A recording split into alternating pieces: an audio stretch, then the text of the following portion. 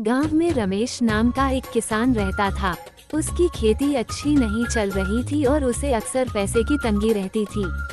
एक दिन रमेश को पता चला कि उसके पुराने दोस्त सुरेश ने शहर में जाकर काफी पैसे कमा लिए हैं और अब वह गांव लौट आया है।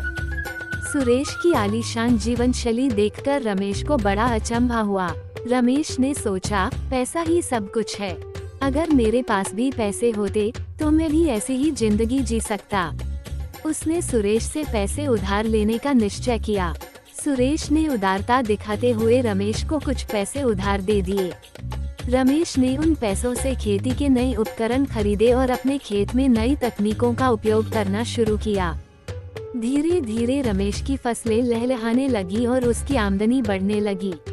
रमेश ने अपने घर को नया रूप दिया, बच्चों को अच्छे स्कूल में दाखिला दिलवाया और अपने जीवन स्तर को ऊपर उठाया। गांव के लोग उसकी प्रशंसा करने लगे और उसकी प्रतिष्ठा बढ़ गई। अब रमेश भी अपने आप को महत्वपूर्ण व्यक्ति मानने लगा। लेकिन एक दिन अचानक सुरेश ने रमेश से अपने पैसे वापस मांगे।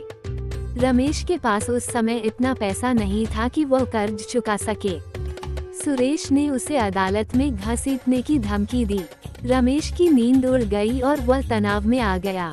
पैसे का जो सुख उसने महसूस किया था वह अब चिंता और भय में बदल गया था। रमेश ने महसूस किया कि पैसा जीवन में आवश्यक है, लेकिन उसका सही उपयोग और समय पर लौटाना भी उतना ही महत्वपूर्ण है। उसने सुरेश से माफी मांगी और वादा किया कि वह धीरे धीरे उसका कर्ज चुका देगा। इस अनुभव ने रमेश को सिखाया कि पैसे का सही महत्व और उसकी शक्ति का सही उपयोग ही असली सफलता है।